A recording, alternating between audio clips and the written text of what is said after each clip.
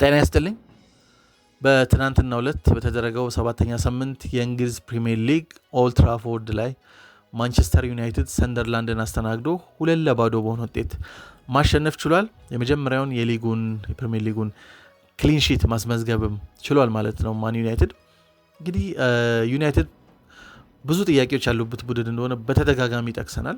ምናልባት እስከዛሬ ካደረጋቸው ጨዋታዎች በቂ ነገር አሁን በጣም ድንቅ ነበር ማለት አስቸጋሪ ነው። ነገር ግን ለማሸነፍ ግን በቂ ሊባል የሚችለውን ነገር ማድረግ ችሏል ማለት ይቻላል።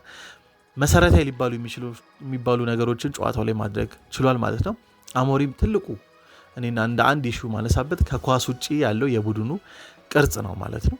የበለጠ ሞር ዲፌንሲቭ ይሆናል አፕሮቹ። ምክንያቱም አምስቱን ሴንተር ባኮች እዛው ባሉበት ቦታ ላይ ነው ምንመለከተው በአብዛኛው። ከዛ ፊት መስመር ላይ ያሉ ሶስቱ የፊት አጥቂዎች ማለት ነው ሞር ፕሬስ ለማድረግ ይሞክራሉ ማለት ነው። የበለጠ ወደፊት ጠጋ ብለው በሃይ ፕሬሲንግ ለመጫወት ይሞክራሉ። ነገር ግን እነሱ ናቸው የበለጠ አይዞሌትድ ሆኖ ወደፊት የሚወጡት። በዛ ምክንያት መሀል ላይ ያሉት ሁለቱ ፒቮቶች አውት ናምበር ይደረጋሉ በተጋጣሚ ቡድን። ይህም ተመልክተናል በተደጋጋሚ ማለት ነው። ከፉላም ጋር ተመልክተናል። በኋላ ላይ ደግሞ ከብሬንፎርድ ጋር በተመሳሳይ ሁኔታ ይህን ተመልክተን ነበር አውት ናምበር ሲደረጉ ማለት ነው። በትናንትና ጨዋታ ግን በተለይ ከኳስ ውጭ የነበረው ቅርጽ ነው አይ ቲንክ ቡድኑ ትልቅ ለውጥ ነበረው ብሎ መናገር የሚቻለው ማለት ነው።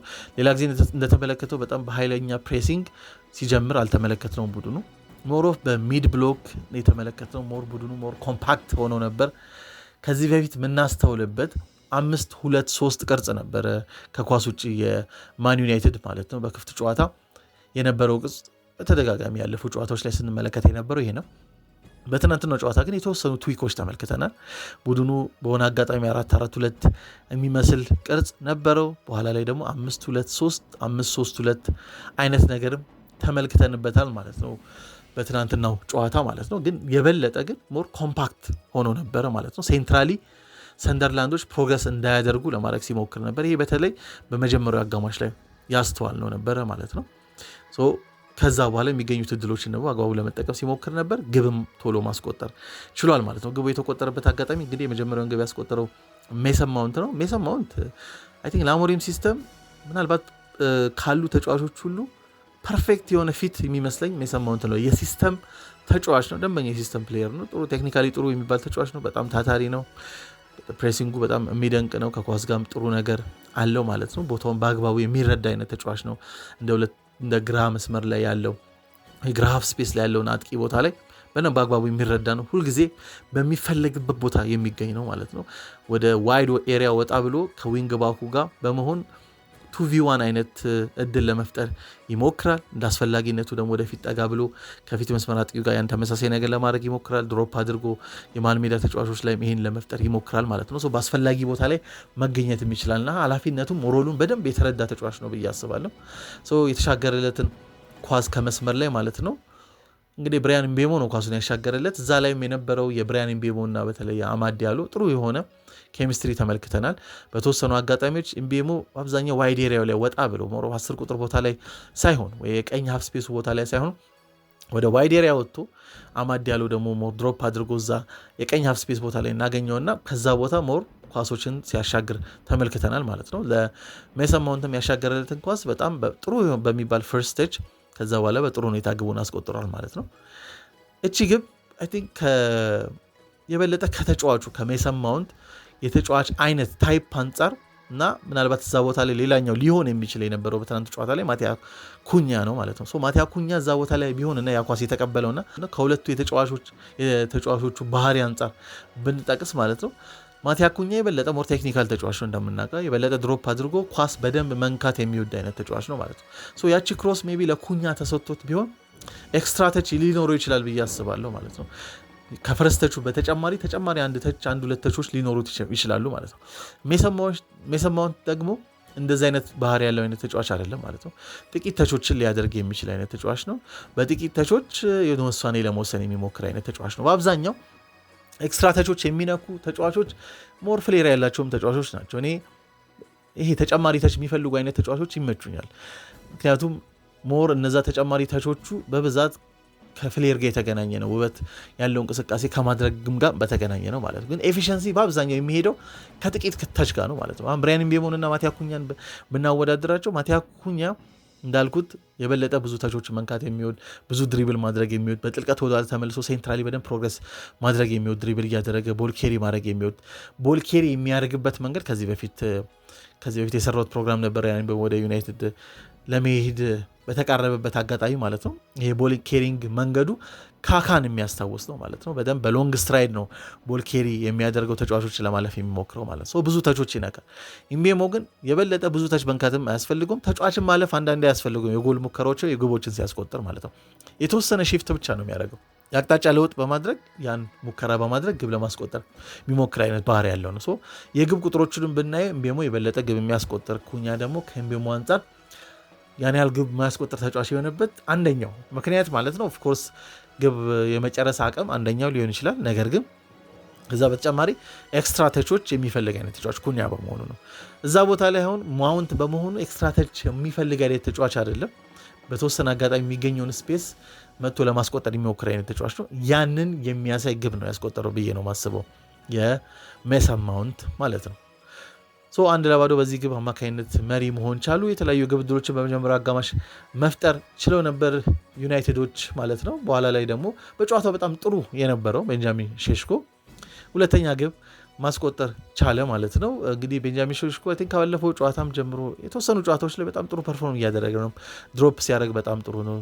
ጥሩ ከዚህ በፊትም ተናግሬያለሁ። ቤንጃሚን ሼሽኮ እና ቪክቶር ዮኬሬሽ ማለት ነው አርሰናል ከሁለቱ አንዱ ነው ሊገቡ የሚችሉ ተብሎ በተጠቀሰ ጊዜ እኔ በግሌ ማለት ነው አርሰናል ባለፈው ሲዝኖች ላይ የተመለከትንበት በተለይ ባለፈው ሲዝን ላይ ከሎ ብሎክ ጋር ከሚጫወቱ ቡድኖች ጋር የግብ ዕድሎችን የበለጠ መፍጠር ላይ ተቸግሮ ስለነበር ከሎ ብሎክ ጋር ደግሞ ቡድኖች ጋር ደግሞ ለመጫወት የሚያስችል ቴክኒካል አቢሊቲ ያለው ፉትወርክ ያለው ተጫዋች ሼሽኮ ነው ብዬ ስለማምን ይህንንም አይ ቲንክ አሁን በደንብ ፕሪሚየር ሊጉ ላይ እየተመለከትን ይመስለኛል።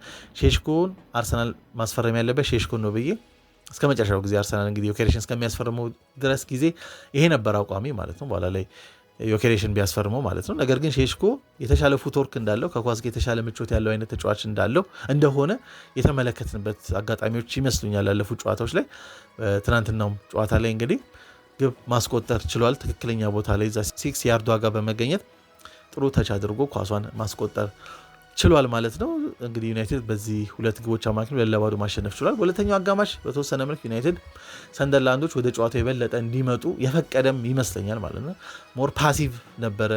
ብዙ ክሮሶች ሲደረጉ ማንም መለከትም የክሮስ አጋጣሚዎችን ቢኖሩ ፊት መስመር ላይ እንደ የሼሽኮ አይነት አየር ላይ ኳሶችን በደንብ ሊጠቀም የሚችል ተጫዋች ቢኖርም በተወሰነ መልክ ፓሲቭነስ የተመለከትን ይመስለኛል። የበለጠ ሰንደርላንዶች ወደ ጨዋታው ለመግባት የሞከሩ ይመስለኛል። የግብ ዕድሎችንም ቻንሶችን መፍጠር ችለዋል ማለት ነው። በጣም ጥሩ የግብ ዕድሎች ፈጥሯል ማለት ይቻላል። ግብ አስቆጥረው ጨዋታውን የበለጠ አስጨናቂ ማድረግ የሚችሉበትም አጋጣሚ ነበር። አቻም መሆን የሚችሉበት አጋጣሚ ነበር ግቦችን አስቆጥረው ማለት ነውና የመጨረሻ ውሳኔዎቻቸው በስተት የተሞላ በመሆኑ ምክንያት ነው ያ ዕድል ያልተፈጠረው። ነገር ግን በተለይ በመጀመሪያው አጋማሽ ዩናይትድ ከኳስ ውጭ በጣም ጥሩ የሆነ የተሻለ ኮምፓክትነስ ነበረው። ሴንትራል ፕሮግሬሽኑ አስቸጋሪ እንዲሆን አድርጎታል። ሰንደርላንዶች በዋይድ ኤሪያዎች ላይ ፕሮግረስ ለማድረግ በሚሞክሩበት አጋጣሚ ወይ አማድ ዲያሎ በቀኝ በኩል ያለውን ሜሰን ማውንት በግራ በኩል ያለውን ዋይድ ኤሪያዎችን ደግሞ ሞርዛ ላይ ጫና ለመፍጠር ሲሞክሩ ተመልክተናል። ግብ ጠባቂው ሰን ሌመንስ ደግሞ አንድ ጥሩ ሴቮች ሲያደርግ ተመልክተናል። ከርቀት የተመቱ ኳሶችን ሴቭ ማድረግ ችሏል። ከቅርብ ርቀት የተመቱ ኳሶችን ሴቭ ማድረግ ችሏል። ከዛ በተጨማሪ ጥሩ ሊባል የሚችል ቦል ዲስትሪቢሽኖችን በተወሰነ መልክ ተመልክተናል። ረዣዥም ኳሶችን ማለት ነው። ክሊንሺት አስመዝግቧል። ስለዚህ እንደ መጀመሪያ ጨዋታ ፐርፎርማንስ ዋይዝም ጥሩ ሊባል የሚችል ፐርፎርማንስ ነበረ ሴን ኤሌመንትስ ያሳየን ማለት ነው በትናንትናው ጨዋታ ላይ ማለት ነው። ዩናይትድ ውጤት ማስመዝገቡ በዋናነት አሸናፊ ሆኖ ከዛ በተጨማሪ ክሊንሺት ማስመዝገቡ ትልቅ ቦታ ሊሰጠው የሚገባ ጉዳይ ነው ብዬ አስባለሁ። ምክንያቱም ያለፉት ጨዋታዎች ላይ ፐርፎርማንስም አት ሴም ታይም ውጤትም ጥሩ እየሆነ ስላልነበረ ማለት ነው። በተለይ ፐርፎርማንስ የመጀመሪያው 15-20 ደቂቃው ላይ ጥሩ የሆነና ቡድኑ በኋላ ላይ በጣም ሲቸገር ተመልክተናል። በአብዛኛው ቀደም ደጋግሜ እንደጠቀስኩት ከኳስ ውጭ ያለው የማን ዩናይትድ ቅርጽ እጅጉን የሚያስተች ነበረ ማለት ነው። ይሄ ደግሞ በዋናነት ጣት ሊቀሰር የሚችለው አሞሪም ላይ ነው ማለት ነው። አሞሪም ይሄ 5-2-3 ቅርጽ ያው ክሪስታል ፓላስን በተመሳሳይ በኦሊቨር ግላስነር የሚጠቀመው ነው ማለት ነው፣ ከኳስ ውጭ ያለው ቅርጽ ማለት ነው። ነገር ግን ኦሊቨር ግላስነር እንደ አሞሪም ሃይ ፕሬሲንግ የሚጠቀም አይደለም። ፊት መስመር ላይ ያሉት ሶስቱ ተጫዋቾች በሃይ ፕሬሲንግ እንዲጫወቱ አይደለም የሚፈቅደው። የበለጠ ወደኋላ በተወሰነ መልክ አፈግፍገው በሚድ ብሎክ ሞር ኮምፓክት ሆነው ቡድኖች ሴንትራሊ ፕሮግረስ እንዳያደርጉ በተወሰነ አጋጣሚ በመስመር ለመውጣት በሚሞክሩበት ጊዜ ደግሞ ዊንገባኮቹ ወጥተው ማለት ነው ከቦታቸው ወጥተው ጫና እንዲፈጥሩ ነው የሚያደርጓቸው። በጣም ኮሄሲቭ ነው። በጣም በህብረት ነው። ይሄ ከኳስ ውጭ ያለው ቅርጽም አደሴን ታይም ማጫወቱ በጣም ኮሄዥኑ በጣም የሚደንቅ ነው ማለት ነው። በዛ ምክንያት በጣም አስደናቂ ስትራክቸር፣ አስደናቂ የህብረት ስራ የምንመለከትበት ቡድን ነው ፓላስ። በተወሰነ መልክ ዩናይትድ ላይ በተለይ በመጀመሪያው አጋማሽ ስትራክቸር ዋይዝ በጣም ጥሩ ሆኖ ተመልክተነዋል። ያን ኮምፓክትነስ አይተነዋል። ሴንትራል ፕሮግሬሽኑ ላይ ሰንደርላንድ ፕሮግረስ እንዳያደርግ ሲያደርገው ማለት ነው። ሰንደርላንዶች በተወሰነ መልክ ከቦክሳቸው ወጥተው ወደፊት ጠጋ እንዲሉ ዩናይትዶች ፈቅደውላቸው ነበር ማለት ይቻላል። ምክንያቱም በተወሰነ መልክ ወደፊት ጠጋ ካሉ በኋላ ነው ዩናይትድ የበለጠ ጫና ለመፍጠር የሚሞክሩበት አጋጣሚ የነበረው ማለት ነው። በጨዋታው ላይ ስኬታማ ነበር ማለት ይቻላል። ነገር ግን አስተማማኝ ነበር ማለት ግን አይቻልም። በተለይ ሰከንድ ሃፍ ላይ የነበሩ የተወሰነ እድሎች ሲፈጠሩ ነበር ማለት ነው። እነዛን እድሎች መጠቀም ቢችሉ ኖሮ ሰንደርላንዶች አስጨናቂ ሁኔታ ሊፈጠር ይችል ነበር። ግቦች ተቆጥሮ አቻ የሚሆኑበት እድል ሊፈጠር ይችል ነበር እና አስተማማኝ አልነበርም።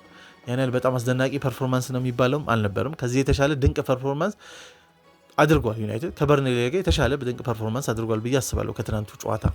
ነገር የትናንቱ ጨዋታ ላይ ከኳስ ውጭ ድንቁ ፐርፎርማንስ ነው ማለት ይቻላል። በተለይ በመጀመሪያው አጋማሽ ላይ ማለት ነው። የመጀመሪያው አጋማሽ በዋናነት ከኳስ ውጭ የዚህ ሲዝን የዩናይትድ ጥሩ ሊባለው ፐርፎርማንስ ነው ብዬ አስባለሁ።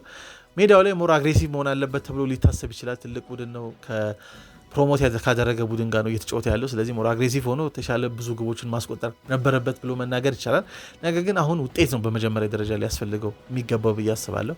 ቀስ በቀስ ወደዛ መሄድ የሚችልበትን አማራጭ መመልከት የሚቻል ይመስለኛል ማለት ነው። ውጤትን ሊያገኝ የሚችልበትን መንገድ በተወሰነ መልክ ሲታማ በነበረበት የተወሰኑ ትዊኮች ያስፈልገዋል። ቡድኑ ሙሉ ለሙሉ ፎርሜሽን ይቀይር አይደለም። ዩናይትድ በባክስሪ ለምን ተጫወተ አይደለም። ተደጋጋሚ እንደተባለው እኔም ብዙ ጊዜ ጠቅሼዋለሁ። በባክስሪ ተጫውቶ ሊግ ያሸነፋል፣ ቻምፒየንስ ሊግ ያሸነፋል። አሁንም በሌሎች ሊጎች ላይ በባክስሪ የሚጫወቱ ቡድኖች አሉ። ፕሪሚየር ሊግ ላይ በባክስሪ የሚጫወት 18-19 ጨዋታ እንግዲህ ፓላስ አልተሸነፈም ማለት ነው። እነዚህ አይነት ቡድኖች አሉ። ነገር ግን በባክስሪ በሚጫወትበት ጊዜ ከኳስ ውጭ ከኳስ ጋር የሚኖሩት አቀራረቦች ላይ የተወሰኑ ትዊኮች ያስፈልጋሉ፣ ታክቲካል ትዊኮች ያስፈልጋሉ ነው። ትናንት ከኳስ ውጭ የነበረው ላይ ያንን ተመልክተናል ማለት ነው። ሞሮፍ ቀድሜ እንደጠቀስኩት የ4-4-2 የሚመስል ቅርጽ ተመልክተን ነበር። 5-2-3 አይነት ቅርጽ ተመልክተን ነበር። 5-3-2 አይነት ቅርጽ ተመልክተን ነበር። በተወሰነ መልክ መስመር ላይ ያሉ ሺፍት ሲያደርጉ ነበር። ይህ ሉፕ ሳይድድ የሚባለው አይነት ቅርጽ ነው የነበረው ማለት ነው። 4-4-2 በነበረበት አጋጣሚ በቀኝ በኩል አማድ ከነበረ አማድ ሞር ድሮፕ ያደርግና አምስተኛው ተከላካይ ይሆናልና ወደኋላ ማለት ነው። እንደዚህ አይነት ቅርጽ በሚይዝበት አጋጣሚ ነበር። ነገር ግን እነዚህ ሶስቱን ነገሮች ተመልክተናል ማለት ነው ከኳስ ውጭ በዩናይትድ በኩል ማለት ነው። አስፈላጊ ሊባል የሚችል ውጤት ከክሊን ሺት ጋር ማስመዝገብ ችሏል ማለት ነው ሰንደርላንድን በማሸነፍ ማን ዩናይትዶች። እናንተስ እንዴት አገኛችሁ ጨዋታውን? እንዴት ነበር የዩናይትድ ፐርፎርማንስ ብላችሁ ታስባላችሁ? አሞሪም ይህን ቡድን የተሻለ ለማድረግ እድል ይኖረዋል ብላችሁ ታስባላችሁ? አቅሙም ይኖረዋል ብላችሁ ታስባላችሁ? በተለይ ዩናይትድ ደጋፊዎች አሞሪም የተሻለ ነገር በዚህ ቡድን ሊሰራ ይችላል ብላችሁ ታስባላችሁ ወይ? እስኪ ሀሳባችሁን በኮሜንት መስጫው ላይ አስቀምጡልኝ። ስለምታደምጡኝ አመሰግናለሁ። ላይክ፣ ሼር፣ ሰብስክራይብ እያደረጋችሁ መልካም ጊዜ